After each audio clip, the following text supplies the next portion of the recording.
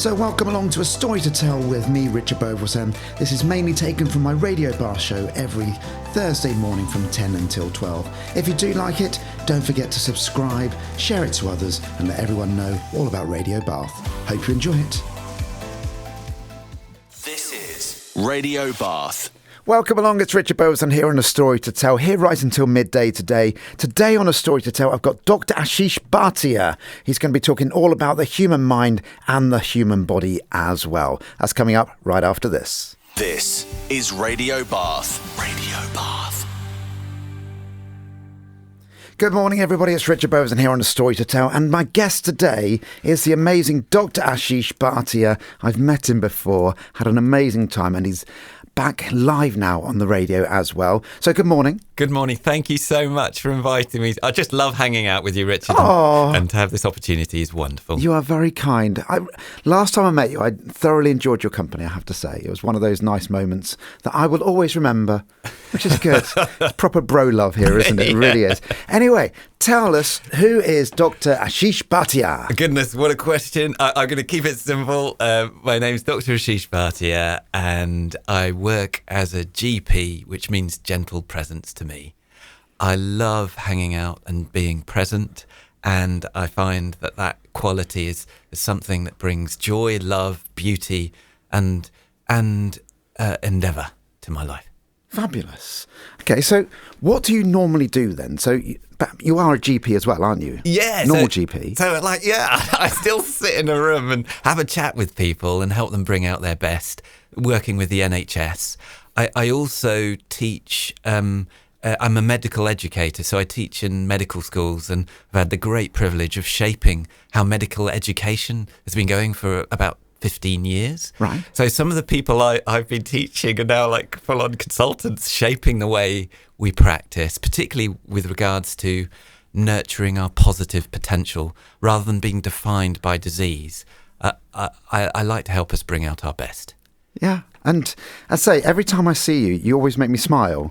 I literally can't stop. I don't know why that is, but obviously it must be something about you. Oh, well, thank you. The feeling's mutual. It's nice. So we're going to talk a lot in depth about a number of different things as we go forwards. Breathing is my favourite topic in the world. It really is. And we'll talk about that a little bit later. But it's not just the GP you are, is it? Yeah. So there are other roles. I'm a dad as well, which is probably the most humbling experience of my life. As well as that, I am an insomnia expert. So I help people overcome insomnia and have a specific practice in that. And I also am the founder of a pioneering organisation called Humble. Okay. And Humble is probably the most arrogant thing you can call an organisation. But the aspirations are real, and I find the word helps because it's often a word that's overlooked, like the word humble itself. Yeah. And it brings us an appreciation for the subtle, the nuanced, the simple and profound, if we're willing to show up and learn together. Okay. So but if you're humble, you're willing to kind of go, okay, maybe there's something more I can discover there. So it sparks that sense of curiosity as well as openness. Okay. So tell us more about the Humble organisation then. Yeah, so think of it like a space where you can learn together, and it's an organisation that helps bring out our best. And please excuse the acronym. It nurtures our positive potential working with our body, so our physical health, our experiences, our emotional and temporal health, our situation, so our environments and our teams. And I find having that holistic approach means that if you follow that thread with love, you soon find you're connected to everything else, and that sense of presence or spiritual health emerges through us. And I've been applying this in real terms as a GP and teaching in medical education, and discovered that we can change, that there is hope, and that we have immense beauty and potential. I started running wellbeing groups in the GP surgery just in my spare time, because I'd learned about how if you slept well or you ate well or you channeled conflict well, you could be healthier. But I didn't really realise it until I ran these groups and saw people's life trajectories completely change. And then the other partners, the other GPs could see it too, and then sort of sponsored me to do this. And as a result, I developed new resources combining not only an understanding of what to do, but how to do it to make it really fun and effective. So studied the art of something called behaviour design. Please tell me about behaviour design. Well, here's a question for you, Richard. Go on then. Yeah, and I'll ask the audience as well. Have you ever made a resolution, like a New Year's resolution or something where you said, if I do that, my life will be better? I have. Yeah. Yeah. Yeah. Could you give us an example of what you might have done? This year, it was definitely to eat differently. Yeah. So I'm not going to say eat less, but eat differently. Yeah. So it's a nourishing vitality in you. Yeah. And for me, an example would be like cold showering. So, I read the evidence that having a little bit of deliberate distress and cold showers were great. Okay, so you've got something that's great for you. You know it's good. Something as simple as that. What percentage of us keep those resolutions for more than a year? I'm going to make a wild guess as quite a low number. Yeah, give us a stab and have a think in the audience too. I reckon it'll be less than 10%, I would guess. Yeah, you're bang on. So you've met humanity and you've yeah. So it's sort of around 5% of us. And I'd been teaching in the medical school and teaching the public for about 5 years, saying sleep well or do these things and it'll be great. But I realised 95% of the people would regret meeting me. What an amazing statement that is. 95%. I mean, they'd enjoy the company, would have a great time for an hour or so or whatever. But then the other 95% would not only think, maybe I could have gone for a nice walk or done the gardening, but also they'd also learn helplessness. They'd learn not to trust themselves to make a resolution. They'd feel disempowered and they wouldn't trust someone like me again. And so I didn't like those odds. So I investigated the geeky neurobiology of what shapes our behaviours and made it simple, effective and empowering for us to switch on these different brain chemicals in a fun way so these habits stick. Okay. And these are the things that, for example, mobile phone companies and things like that make them addictive and things like that. But I love to empower people with these tools so they have the skills themselves and they can direct their efforts. And it often involves making things so simple and fun that you can't fail. Can you give us an example now? So a perfect example would be a paper I've written called Toothpaste Stickers. Okay. Yeah. So what percentage of people brush their teeth twice a day, when toothpaste was first invented? Oh, when it was first invented, again, I'd probably guess not that many people. Yeah, so about 18% or so. Right. Yeah. Okay. And then they introduced minty freshness. Yeah. Yeah, and minty freshness makes toothpaste less effective. Oh, does it? However, it removes active ingredients. However, because you get a little hit of dopamine, a little bang of yes, when you do it, that minty freshness triggers a part of your brain called the hippocampus to log that memory emotionally. And then when you go to sleep, that gets rewired 10 times stronger. And so one of the things you can do is stick a little sticker on your toothpaste with something you would like to do, like pause and breathe, for example. Yeah. And if you look at it when you brush your teeth, you get a little unconscious trigger that reinforces that behaviour during the day and while you're sleeping. Okay. So you're combining timing with a little bit of dose of dopamine and a little dose of, wow, I can do this. Now, for everybody listening, you probably understand now why I quite enjoy Dr. Ashish's company, because it's just fascinating. I'm literally sat here, my jaw is dropping, going, why? Yeah, I'm going to go home today and stick a toothpaste sticker on. Yeah, I'm just trying to work out what I'm going to write on there. Yeah, and this is something. So at the end of our conversation, is it all right if we invite people to write a sticker? And if you ever get a blood test done in your GP surgery, they've got lots of spare lab stickers. Okay. So you can ask the phlebotomist, can I have some lab stickers? And as well as having your blood done, you've gone to the doctors because you value your health. You could actually say, what one thing could I do that would nurture my health? And then take that sticker home, put it on the back of your wrist, and when you get home, stick it on the toothpaste. Your family will tease you. Yeah. And that's part of the equation. To quote Seneca, when you really know the harbour you're heading for, every wind is taking you there. So when your family tease you, you just batten down the hatches and get more determined. Okay. And this works with natural brain chemistry. Brilliant. We've got so much coming up with Dr. Ashish over the next couple of hours. Time for the music. We're back shortly. Across Bath, Westbury and Warminster, this is Radio Bath. So it's Richard Beauvoisin here right until midday today with Dr Ashish Bhatia today. We're talking all about the human mind, the body and the art of being humble, but we have something to tidy up very quickly. Now, you mentioned beforehand that only 18% of people before mint brush their teeth. So what is the percentage for those that have mint? So this is off the top of my head, but I think it's about 85%. So just by adding a bit of deliberate triggering, an emotional response to an event, you can reinforce that pattern of behaviour. And that's, what happens when we get any kind of habit. It triggers that emotional connection at a timed response. For example, dog clicking or dolphin training. You have a little click and you say, this is a poignant moment. Remember that. Well done. So I've trained and I've done a little bit on the neurological pathways and NLP about squeezing the fingers together. Yeah. I did that many, many years ago. Can you explain that very quickly for those who don't know about it? Yeah, so there are physiological triggers that relate to our behaviours. Much of what we do is unconscious and shaped by our environments. And by the time it's percolated into our brains, it's gone through lots of filters. And these unconscious triggers can be simplified into understanding and reinforcing your motivation, ability and prompts. So motivation is the kind of thing, I really want to keep this resolution, whether it's have a cold shower or something. The ability is how you make it easy for you to do. And then the prompts are the physical triggers that either come from inside you or outside you, like a phone notification that makes you reach for that phone, or advertising that's pretty much selling you stuff you don't need. Yeah.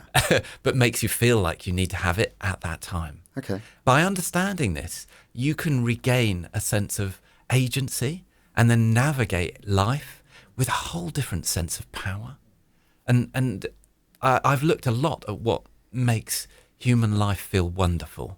And it's a really simple equation.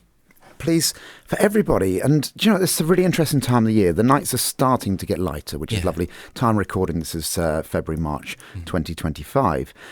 We've just gone through quite a dark period of dullness. Yeah. And I've noticed everybody seems either a bit down or even quite angry at the moment. That feels like the general consensus that a lot of people that I know. Is that just the time of the year, or where are we at? So there is definitely a seasonality to it. So we are designed to oscillate with the seasons and become more focused and simplify our lives at this time of year. And we're just entering these transitions. And during transitions, it becomes a bit uncertain as we do emerge out. And for example, light affects our eyes and we produce something called MSH. Okay. That gives us our bounce and kind of energy in summer. It also makes us feel a bit more, frisky. Oh, okay. Morning, everyone. Like so as the light changes, so if you want to boost that, getting natural daylight is really great. So modern life doesn't move with these natural triggers. But if you can get outside like Julie Andrews in The Sound of Music and open your arms and stretch and breathe. And the hills are alive. Yeah, singing actually will add to it, but you don't have to do it if you don't want to. But breathing deeply through your nose and stretching, that can boost your MSH and reset your circadian rhythms that modern life has taken us away from.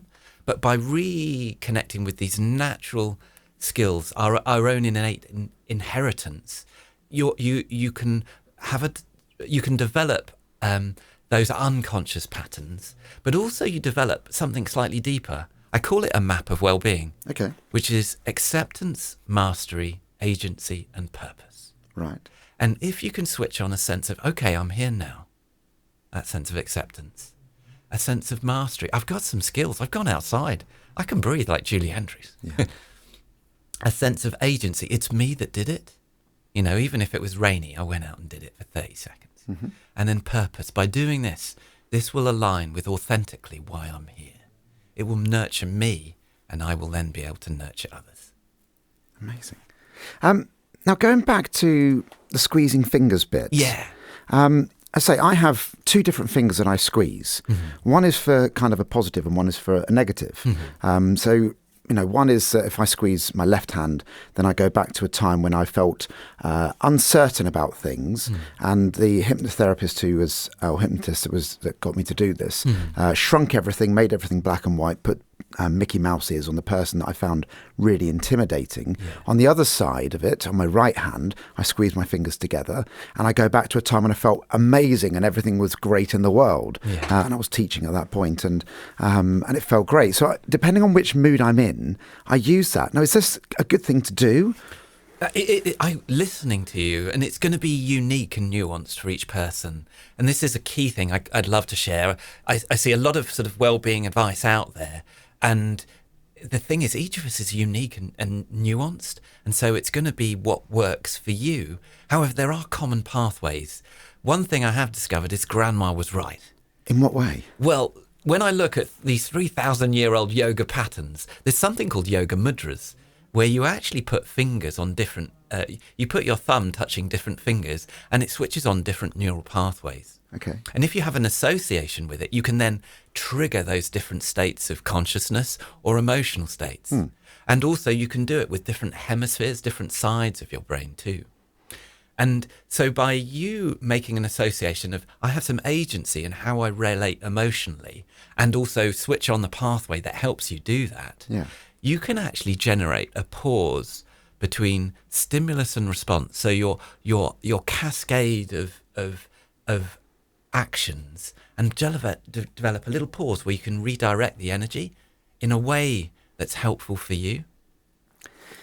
Well, it sounds like I'm doing the right thing then. Yeah, and you're feeling it. And the really important thing is to not only have a go at what you think might be helpful, so being humble in that, but also being humble means being receptive to the feedback, the subtle and the nuanced, and enjoying the process. I spent a long time on a mountain watching people's behaviours and my own behaviours. Okay. And realised that we're all doing the best we can with what we've got. And we have great beauty and potential we can change. Now, when I spoke to you before, you mentioned about being on the mountain. Oh, yeah.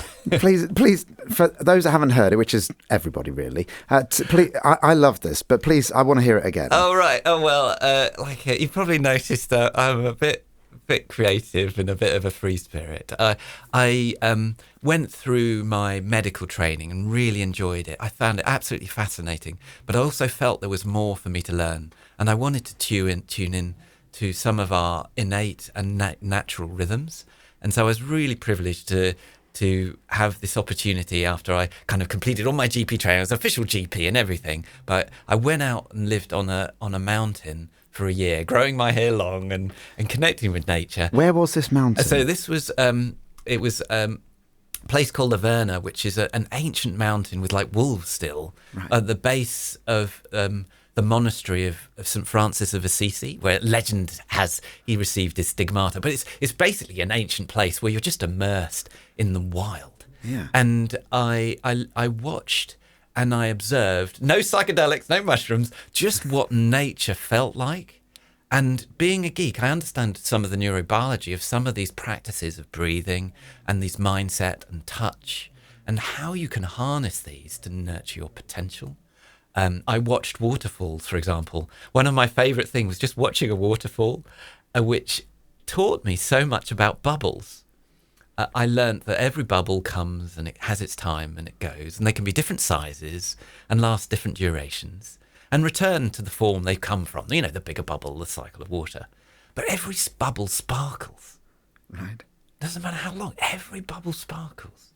And I've been conditioned, and when I see life unfolding in our relationship right now, or in the growth of children, or in the formation of organisations, I can sense that sparkle. And also, you know, the beauty and the energy that flows through that bubble, and how that can holographically be set. You know, you can flow with these transitions. And as a geek, I can see them in our neurobiology. So our energy changing from focus, noradrenaline, to a sense of meaning, acetylcholine, to dopamine, progress and hope, and serotonin, surrender, and how GABA, breath practices, can help us transition through those states, a bit like you were using your fingers. And by understanding these natural things that are hardwired in us, really simply, so simply that I teach this to kids in schools, you can learn how to do this and harness these rhythms in 4 breaths. And it just helps shape that sense of acceptance, mastery, agency and purpose. Amazing. And we're going to be talking all about breathing very shortly. Time for another break. Back with Dr. Ashish very shortly. Made locally in Bath. This is Radio Bath. Radio Bath. Back with Dr. Ashish now for another section. We're going to talk very quickly all about Humble, the organisation itself. Tell us, what is Humble? So Humble is an organisation that helps people bring out their best, and we're simple, effective and empowering. Really simply, we can help you live well, so sleep, eat, move, nourish and soothe, manage stress and emotions, also relate well, and also shape your environments and your time of your day to be really healthy. We work with individuals, schools, I love that, with organisations. I was recently working with Avon Fire and Rescue, as well as with teams to help them naturally nurture their potential. So, for example, we've got lots of free resources on our Humble Sleep page. So if you just go to humblesleep.com, you can download lots of free resources. And for GPs and medical professionals, there's also a guide to how you can help people sleep better, guiding you through a sleep consultation that I presented at the Royal Society of Medicine. And so there are resources that are free there. There's also on the resource page how you can boost your biology before you do a performance, something called Revive in 5, just simple movements, much like dancing or yoga. We've also got a blue breathe button that you can press. And if you do a certain breath practice called a physiological sigh, that I'm hoping to teach later. We will do it later, yeah. It's a natural way to release GABA, which is like the pause button in your brain. And it allows you to transition between different states. You could almost think of it like a clutch in a car that helps you be able to change gear without making those crunchy sounds. So if you've had, say, a busy or stressful day, you can then step down and really naturally nourish. Or if you want to step up, you can. It's also a part of something called the sleep switch. So I actually teach it in the insomnia groups because I'm really passionate about helping people sleep well. And I find that 30% of the people who have had intractable insomnia for like 10 years or more, who learn this technique for 1 week and practice how to pause and breathe at 4 key times in the day, they can sleep better. And so on the website, there's this blue breathe button. I'm going to tantalise you now. Don't believe me. Give it a go. Just press it. It's 30 seconds and notice how you feel. And if you feel like doing it, you can actually do it at 4 key times in the day. Tell us, when are those times? Well, they are, and we're going to repeat this 3 times because I'm used to teaching medical students who are slightly hungover. So, I do repeat myself. So it's when you wake up, when you walk outside, like Julie Andrews, when you wind down, and bedtime. So wake up, head on pillow. The first thing you do before all your thoughts and fears and desires race in, you just take a breath and breathe in a specific way I'm going to teach you. Then, when you walk outside, we're designed to go outside and set our body clocks with daylight, like we said before. And it's only in the last 100 years that we've peed inside our own houses and separated ourselves from nature. And this is going to embarrass my kids, but I still go out and pee on the compost each morning. And this is my way of making it easy to have good compost, but also set my body clock. Now, you don't have to do that. You can just literally turn the kettle on, go outside and soak in the sky, stretching your arms. Again, 30 seconds. So wake up, walk out, wind down. We're designed to wind down before we become unconscious and process our thoughts and emotions. And if you've got a trigger for you to do that, and it's literally pausing and breathing, ideally 90 minutes before bed. Right. And so I tend to sleep quite early. So I have my wind down time at about 8:30. And so at that, I've got a little reminder on my phone. I say thank you to it and I turn it to do not disturb. And then I pause and breathe for 3 breaths through my nose and then wind down before bedtime when my head hits the pillow again. And that releases a chemical called GABA that's part of the sleep switch. And the good news is you've practiced it before the performance. To quote Mike Tyson, everyone has a plan until they get punched in the face. Everyone has a plan to sleep well until their brain suddenly becomes wired. But if you practice that sleep switch before you go to bed, it's already switched on and then it's readily available to you, if not that night, for future nights. And then you don't wind yourself up about trying a technique and not being able to sleep. Like trying to tell someone to relax when they're panicky. You don't want to do that. You want to get them into their body. And so those 4 times, you can say it with me if you remember, are when you Wake up, walk out, wind down, and bed. And bedtime. Wake up, walk out, wind down, bedtime. Sounds amazing. I think it's now the time we can do some breathing. Okay. Because I do this a lot, and I have to say, since I met you, I had a particular breathing exercise I did before. I've now taken on board your breathing exercise, and it's had an incredible impact. I've literally seen it in my teaching, and also in my and the people that I teach as well. I've seen times when they've gone into, chimp mode as such, and we've used this breathing exercise, and it's been incredible for them. I also use this. I was at a dance weekender recently, and it helped me keep calm before I had to do karaoke, which I can be on stage in front of hundreds of people, not bothered in any way, shape or form. Getting up and doing karaoke, the microphone was literally shaking in my hand so much. I had to push it against my chin to stop it shaking. I was that nervous, but I'd still use this breathing exercise, and I just got up there and did it. So let's find out. Let's do this together. Dr. Ashish Bhatia. Okay, so it's really simple. It takes about 30 seconds, and the idea is, if you can, you breathe through your nose. And what we're going to do is simulate pretty much what babies do before they go to sleep, is they breathe in really deeply in a staccato way. So it goes a bit like that, breathing in really deeply, and then they exhale slowly. Okay. And we're going to do it for 3 breaths, and if it's okay, I'll guide you through. Please do. So first thing is, have a little wiggle, tune into your body and breathe out.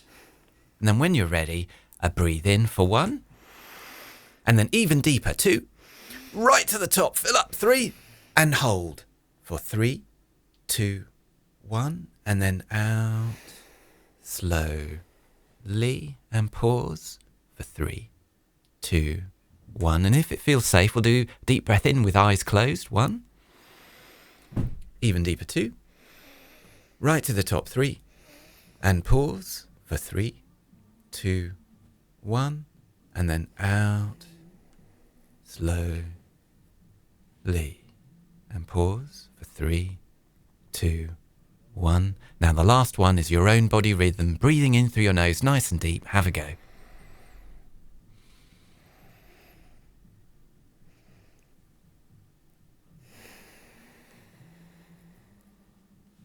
Well done. And little wiggle. I'm going to give you a high five. Now, hopefully you heard that high five. That high five triggers a little dopamine hit, like the minty freshness, and unconsciously reinforces it. Okay. So how do you feel? How does it feel having done that? I feel great. I do this quite a lot. Yeah. So it's not unusual for me. When I've trained people to do this or helped them do it, I've used that exact same technique. And thank you for teaching me that technique so I can help others. Is their first thing they always say is, I don't have anywhere else to go at the top. So they do the first deep breath and then they go, I haven't got any more breath to take in. And that's the bit they struggle with more than anything else. So there are a couple of things. One is, well done them noticing. They've developed some interoception, so you can't really do this wrong. The other thing is, you're just hanging out there then if you can, but it allows them to pace their breath, because we actually breathe differently to our grandparents did.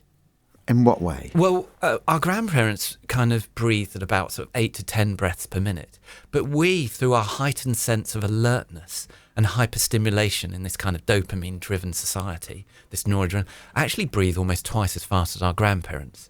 And so what you're doing is you're learning how to tune into your sensations, but also calm your breath. As well as that, you're recalibrating the sequence of your breathing. Also, the nose breathing not only helps you release GABA, but a chemical called nitric oxide that increases the blood supply to your frontal cortex. So by opening up those pathways, you not only make yourself more relaxed, but also ready. And so, students who do this before their finals are supposed to get a half grade higher.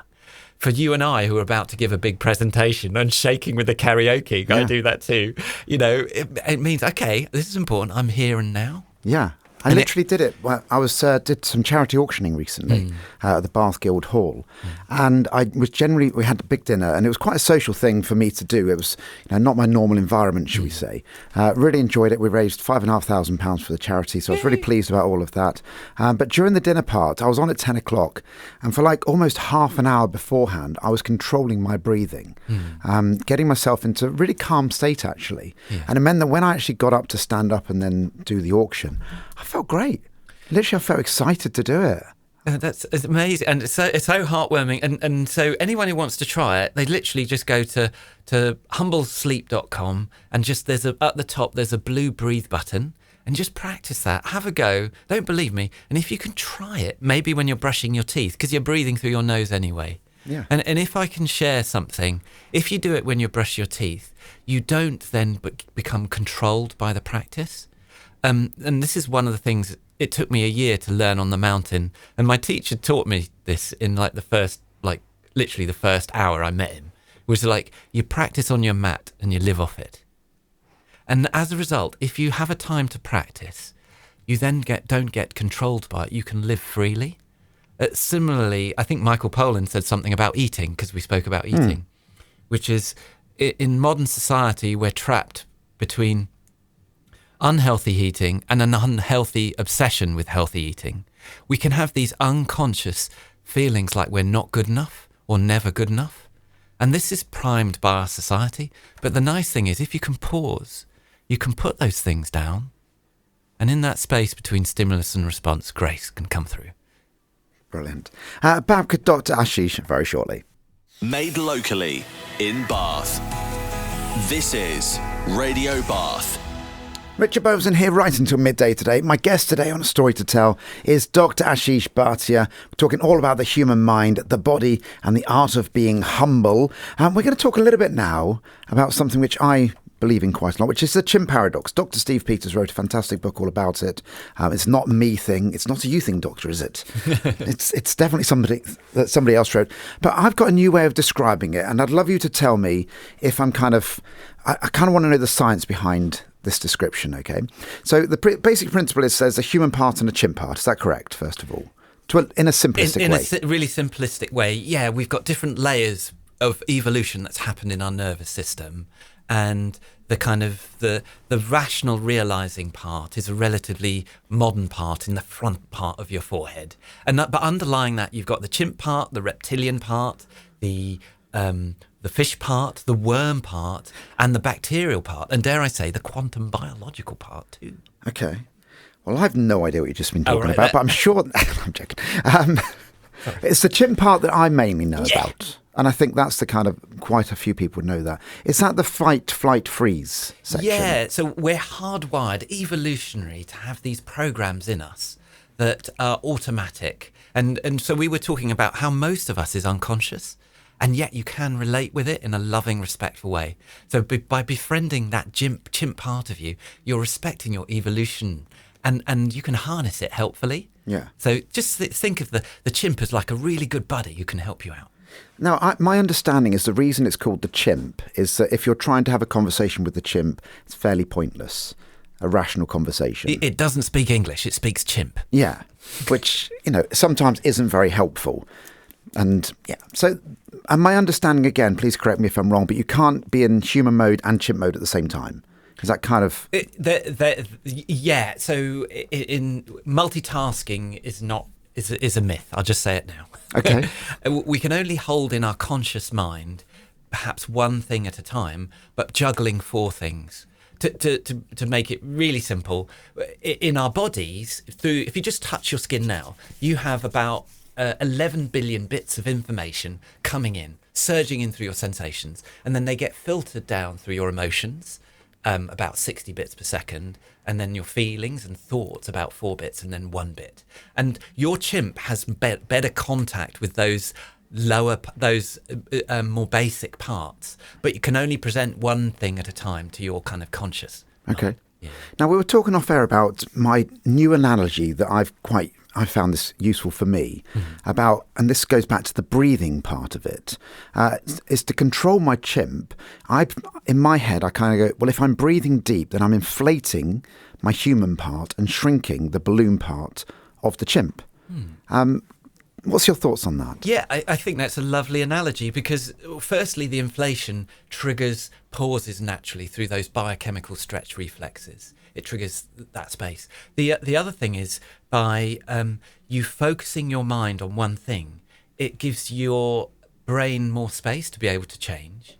And then the other thing you're doing is you're saying, I'm in a dance with these two parts. You're not fighting them. You're actually harnessing them as friends that can work with each other. Really respectful way. I love it. Yeah.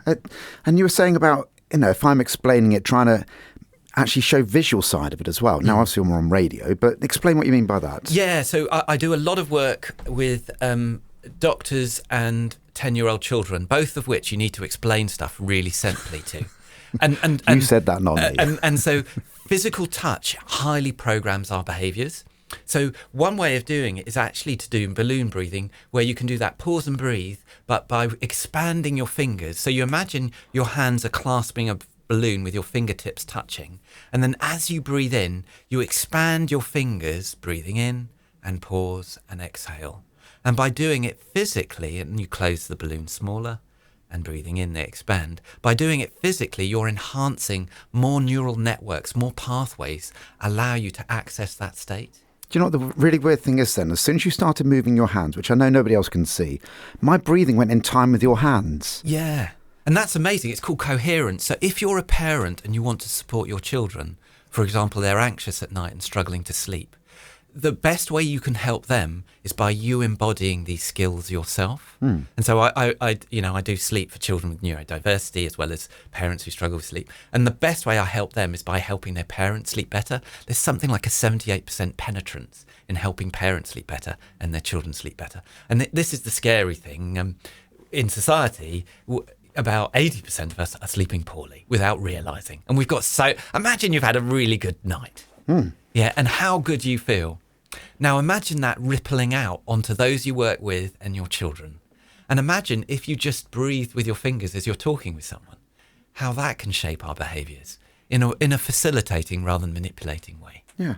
Well, it's, I say, how we influence other people, isn't it? And that rippling out factor is, I suppose, why I teach dancing to a large degree, because, my goal in life is to try and make other people happy, and myself as well. Yeah.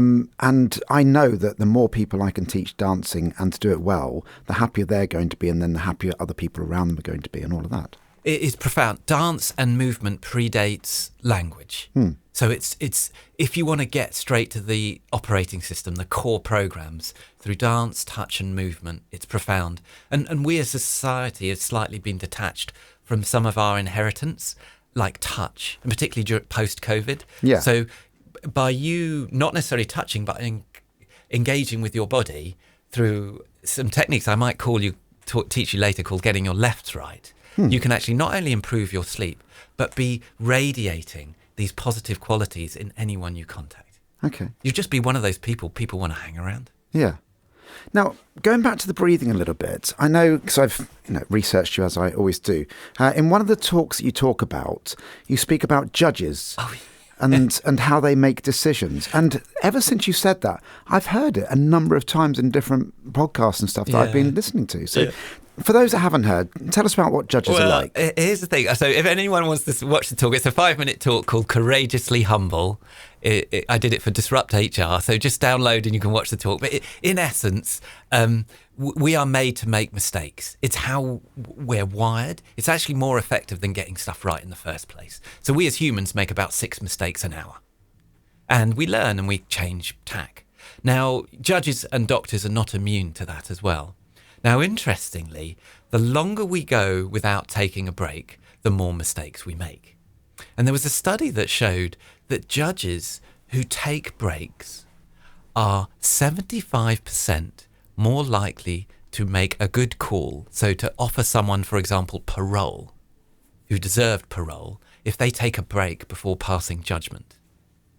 Similarly, I used to work in intensive care, and I knew that people who were poorly, really unwell, were more likely to survive an anaesthetic I gave them if I was on my game. And so I would learn to pause and breathe before I went in to give a complex anaesthetic or resuscitating someone. Okay. And so by simply taking even a 30-second break and being still, your brain has a chance to reset. Your body has a chance to come into this moment. It lets go of all those past factors, and then it's receptive, relaxed, and ready.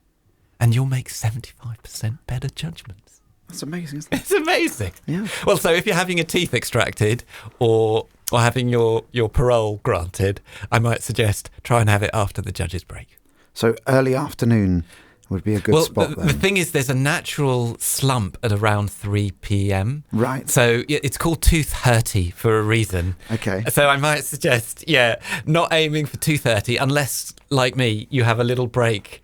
I'm lucky I'm in a room with couch in it. So I actually have a little lie down after my morning surgery for 10 minutes and just pause and breathe. I know I'm busy. I know there are people waiting for me, but I know I'll be kinder, more compassionate and make a better judgment and support people better if I just take that break. Just have a little break. Well, we're going to find out after this little break how we can sleep better. Back very shortly. Made locally in Bath. This is Radio Bath. Back with Dr Ashish now for another part. We're going to focus on sleeping now, which is something which I don't think I get enough of. Now, I mentioned earlier that I was at a dance weekender recently, and on the Sunday night I got 4 hours sleep. Okay, because we went to bed very late, had to get up early to travel back. I did get an hour's sleep in the afternoon, but still by that evening, I was pretty tired. And I don't reckon I recovered for a number of days. So practically, how can I kind of either change that or look at making that a better situation? Well, firstly, just going to start with well done. And also for anyone who's listening to this who's struggling with sleep, you are not alone, but this can get better. In my insomnia groups and clinics, that's the first most important message, is like any of us can sleep better. And if you're a great sleeper, you can still sleep better and life be even more bouncy. Okay. Now, in terms of how to sleep better, it's realising that we're in an environment that we've not designed to be in. It's not your fault. It's driven in a certain direction. So a lot of this is about reclaiming your natural ways of supporting your body and mind to sleep well. And there are 4 steps in which I found most people can sleep better. Firstly is about resetting your body clocks. So, we said pausing and breathing at 4 times in the day. What I didn't say is this naturally triggers you to have a conductor for your body clocks. So think about the billions of cells that need to be coordinated in your body. By actually having those 4 prime times, wake up, walk out, wind down, bedtime, takes 30 seconds, set in to your body then has this ability to coordinate itself. And when it can do that, it can metabolize fuel better, so it reduces your risk of diabetes if your body clocks are synchronized, cancers, strokes, heart attacks, dementia. And this is why I teach about sleep. It's because it's more effective than most prescriptions I can prescribe as a GP. And it's quite humbling to spend 7 years studying medicine and then suddenly realise, actually, I could have helped someone sleep better. That may have been more effective. So how effective is getting good sleep compared to medicines then? Well, they support each other. Right. So think of it as the foundation. So your immune system is much better if you sleep better. Your ability to metabolize and harness the drugs works better. I mean, we know that this is I don't want to scare people online, so I won't say some of the stats, but basically you'll live longer and healthier if you sleep better. Now, the people who worry about sleep are probably sleeping better than they think, because this is the paradox of insomnia, is that insomnia, people often look after their sleep better than people who don't realise their sleep is jeopardised. So if you struggle with insomnia, you are probably sleeping better than most people in the population. The challenge is anxiety at night is really, really unpleasant. And that can be cured, usually within 4 to 6 sessions. Okay. But the key thing I sort of said is you need to get the foundations right before you rewire your mind. So if I don't get too distracted, I'll just say you can sleep better by resetting your body clocks, by rewiring your mind, and by remedying deeper issues, and then releasing so you don't get uptight about sleep. So resetting your body clocks. Is it right if I go into that? Please, you crack. I'm enjoying listening to you. So okay, yeah. So here we go. It's really simple. Think about what our ancestors would have done. That over the course of 24 hours, they would have got their lefts right, and the lefts are about light, exercise and physical movement, food and fluids, temperature, soothing, and sleep spaces. And if you collect them like a treasure hunt. So it's hard to get them in modern life, but you can. And if you celebrate each one you get right, then every time you go to bed, you'll be moving in the direction of not only better sleep, but better metabolic health and better mental health. So by light, have a guess what I mean by light, Richard. I'm guessing getting the right light in the room. And this goes back to a question which I've always had regarding, I have a routine of going to sleep, which is playing a soothing game on my phone. Yeah. Which I know everybody says the blue light on the phone makes you not sleep very well. But I know I can play it for X amount of time. And it's only normally 5 to 10 minutes. And then I pop it under my pillow and I just drop straight off to sleep. Yeah. And so light is, you're exactly right. And soothing is one of the lefts as well. So is it right if I come back to soothing? Yeah, please do. But yeah, so having a way to wind down is really important. So light, we're designed to set our body clocks by getting bright light in the morning of the sort of white and blue range of light. So you get in the morning light. So stepping outside if you can. Ideally within 90 minutes, because as well as a 24-hour body clock, we've got these little 90-minute clocks that we need to respect as well. And so getting bright light in the morning and then dimmer, sort of red-shifted and low light, so low on the horizon. Think of a candle or a fireplace. So all of my kids have got little red torches, and so if they wake up at night, they don't block a chemical called melatonin. And the thing is, if you put the lights on at night, you block your melatonin, for example, if you need to go to the loo. And that melatonin organises the rest of your body clocks, not only to do with sleep, but to do with your immune system and also to do with your sex hormones too.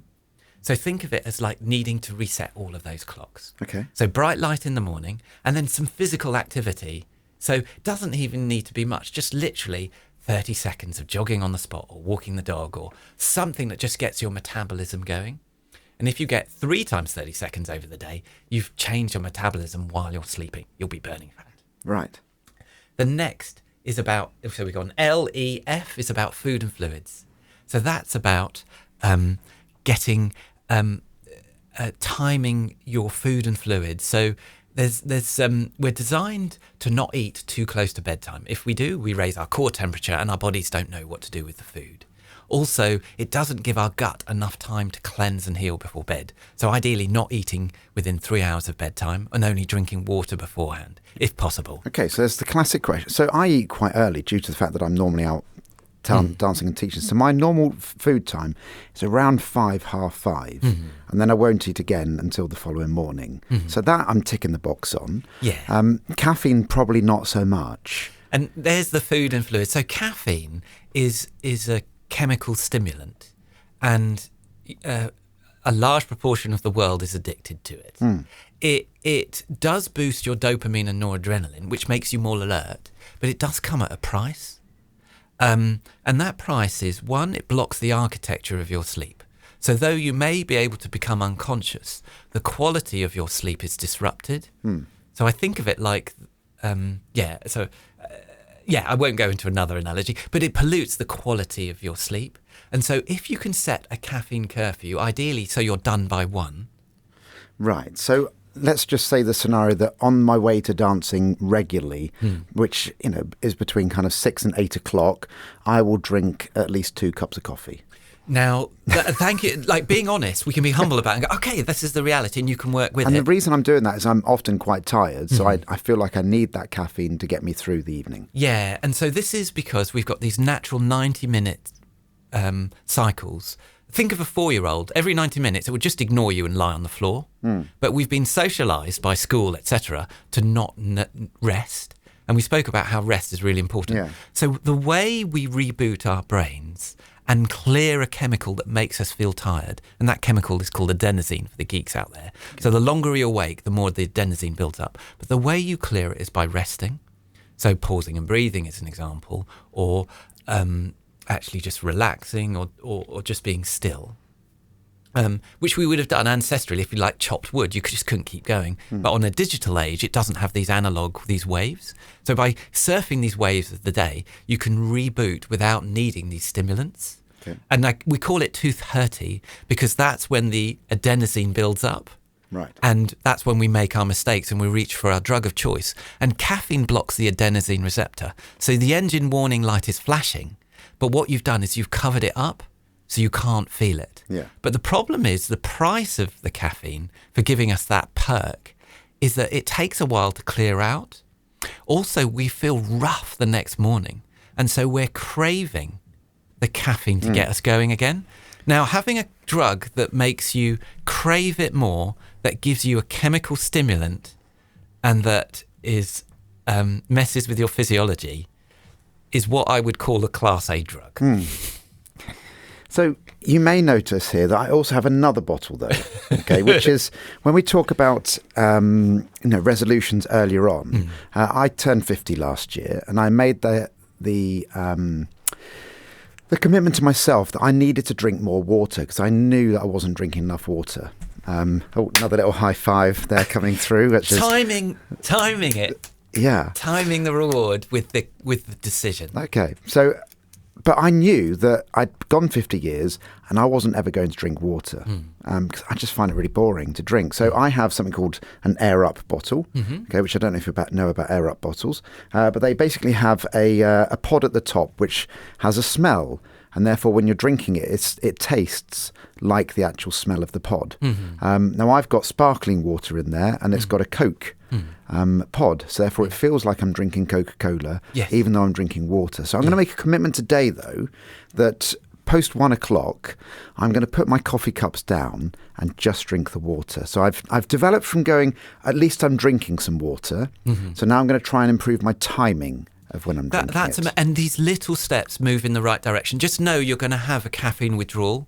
So can I give you permission to swear? Please do. And also feel rough. I won't do it on the radio, though. But if when you get to your destination, you can splash your face with cold water. Okay. Just go to the thing. You're just going to get that little dopamine hit. Yeah. That will help you get over the hump. Okay. If you can pause and breathe and just ride through it. But know for 3 days, you'll go through acute withdrawal. Right. Okay. At that time, because you get the similar withdrawal time. And do you remember the smell you said? That can be a trigger. Switching to decaf is better as well. Yeah. So think of it like vaping to smoking.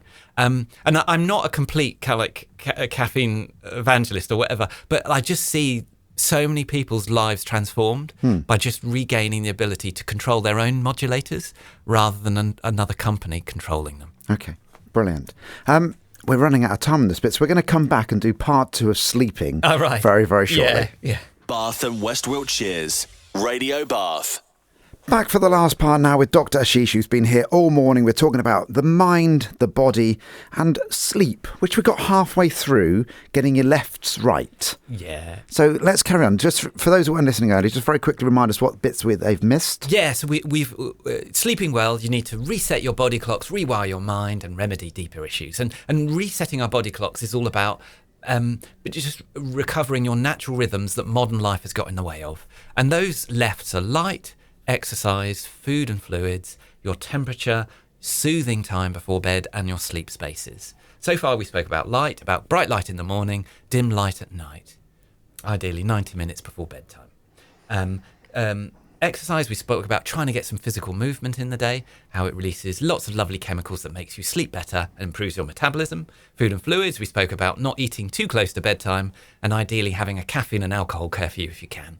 So your body it gets a chance to cleanse those chemicals before sleep. And then we come to T, which is temperature. So ancestrally, we're designed to trigger and coordinate and harmonize our healing mechanisms of sleep when the sun sets. So when it gets dark, but it also gets cold. And so we want our core temperature to drop by about 1 degree before bed. And the way we do that ancestrally, it's just the sun would go down, but because we live in controlled environments with central heating and blankets, etc., we don't get those natural fluctuations. And some people, with menopause and other things, get hot sweats at night. Or if you eat too late, you'll get a hot sweat at night too, because you're generating heat while you're trying to digest those food. But the deeper you can sleep, the better you can regulate the temperature. And so by getting your bedroom down to about 18 degrees C, it's been shown to help us stay in deeper sleep and get those deeper quality waves of sleep. The ways of cooling down at night time are manyfold. A good way would be to think about what you would do with a child, which would be you'd give it a hot shower or bath before bed, or you'd warm up its tissues, just the peripheries, and then you'd let it radiate lots of heat. You'd then cool it down by just splashing its face or giving it a cold drink, just a little sip, to drop the core temperature. And then you'd let it radiate that heat, maybe with an open window, before then getting into the bed, and a nice cold bed. Now, you don't want cold feet, Because cold feet, actually, this is why it's nuanced, would trigger more noradrenaline. You'd feel slightly threatened. Okay. So you want your feet to be warm, and if you need a hottie, just put it by the foot of the bed, but then kick it out when the bed gets hot. Right. And feel free to have a separate duvet from your partner so you can regulate your own temperature. And that's how you can get your temperature right.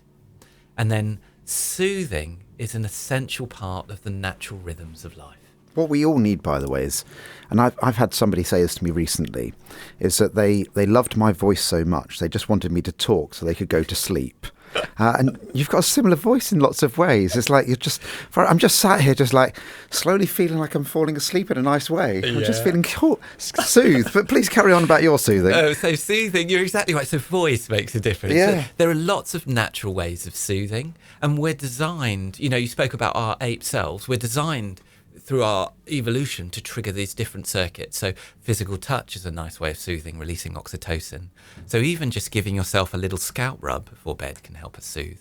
But I wonder, just invite the listeners and you to think, what could you do to help you soothe well before bed? So we mentioned that screens can help some people. Just you're kind of being led, and it takes your brain out of what's been whirring in the background. So it's kind of like stepping down a gear. And you could think of it like you've just gone down a gear, and you can use the clutch, the pause and breathe to do it. So as well as kind of checking your social media or whatever, what else could you do to help you soothe down before bed? Well, I've said this a few times in that I can't read before bed anymore. Certainly if it's a physical book, because my wife often snuggles into my left-hand side. And what was ending up happening is I was laying on my back reading the book, and then I'd drop the book on her head. And she wasn't overly pleased at that moment.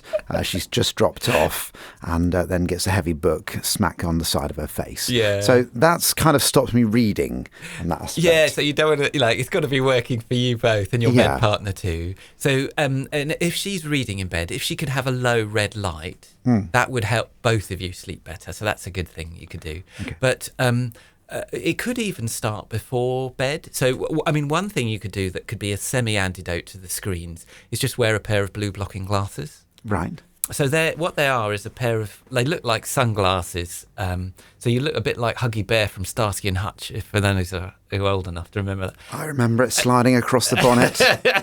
And so blue blocking glasses, what they do is they take some of the blue wavelength of light that tells our brain it's midday. Right. And our body, it's midday. So that can help you move in the right direction if you're still watching screens. The other thing is smells. You mentioned your drinking pod and how smells. So smells, particularly lavender, can be a good trigger as well. Okay. The other thing is kind of training yourself to wind down by creating a separate sleep space and sanctuary. So one thing that I do when I train people in rewiring their mind in the insomnia clinics is I teach them if they could make bed for sleep, soothing and snuggles, and everything else goes to another place. And sex is included in that. So, yeah, though sex generates heat and it's physical activity. Not for long. It does. Sorry, I had to do that joke.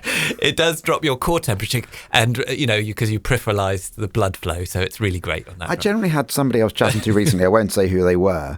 It was their wife that was telling me about this, and that the only way that her husband could get to sleep was by having sex first. So, and that's his excuse, and he's sticking with it. Well, so yes, sex is okay as well. So creating a separate sleep space and sanctuary, and this is about rewiring your mind. Now, all of these tips are actually in a free PDF to help you overcome insomnia and to sleep better, which you can download at the bottom of humblesleep.com. And it's free, and I've got actually a half-hour podcast, and there's a free app there I did for the NHS that goes through this. But generating a separate sleep space, so it's like from your sanctuary. So think of a sanctuary as a place you go to feel safe and unwind, and then your bed is just for sleep, snuggles, and sex. And if you wake up at night or you lie in bed for more than 15 minutes struggling to sleep, by going to your separate sleep sanctuary, which could be a cushion, it could be a chair with a blanket on it, just a place you're almost looking forward to going to. What it does is it unconsciously programs your brain so that it doesn't associate being in bed with being awake. Okay. It also improves the quality of your sleep because you're getting into the depths of that deeper sleep, and the REM sleep is of a better quality as well. Because we kind of get our deep sleep in the early part of the night, but the REM sleep happens in the latter part. And that's why people with insomnia often wake up just as they struggle to get to sleep or struggle at that 3 a.m. period, because their brain is going through those natural lighter phases.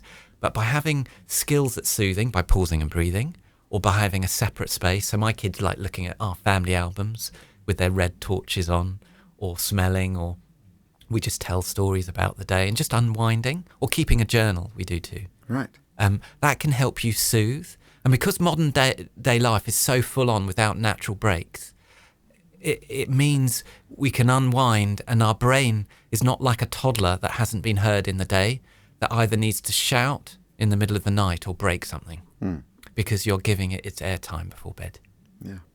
So sleep is essential, isn't it? Because I always remember I'm ex-military, and they used to talk about being sleep deprivation as a form of torture, and how people's mental state is if they haven't had enough sleep. I certainly know when I haven't had enough sleep, I'm all over the place. Yeah. It impacts hugely on our mental health, physical health and performance. And the wonderful thing is, by you listening to this, you're actually valuing your sleep. Otherwise, you've gone off already. I know Richard's lovely voice, of course.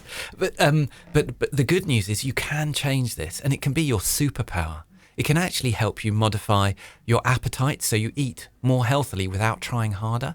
You actually, if you sleep better, you reduce a chemical called ghrelin and increase a chemical called leptin that moderates your appetite so you're not craving the crap.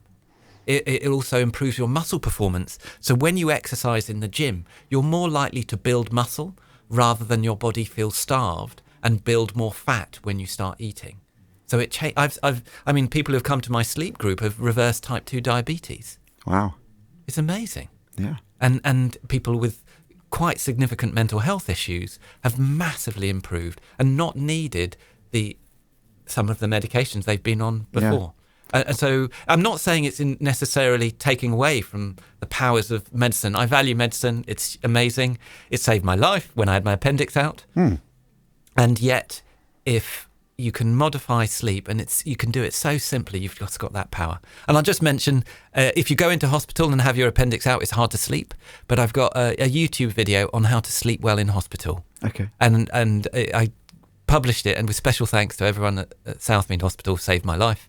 But it's hard to sleep there, so it's useful if you're ever going to go into hospital to have a plan. And I've got a description of how I made a sleep pack and enjoyed sleeping well in hospital. I will try and put that link in for the podcast. If you've missed any of this, by the way, then you can type in Radio Bath to any podcast provider and listen back to all of it. Now, just to finish off with World Sleep Day. Thank you for reminding me. That's okay. Yeah. Tell us about that then. So as well as my business side, which I'll just plug briefly, if you want me to talk with your organisation, I love helping teams bring out their best.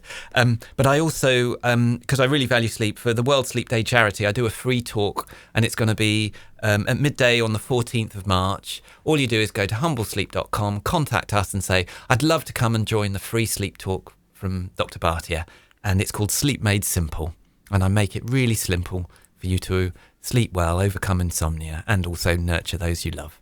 Brilliant. Thank you so much for coming in today. I've genuinely loved being in your presence again. It's been amazing. I'm going to high five you on that one. Thank you. I'm back next week between 10 and 12. Have a great week, and I'll see you again very soon.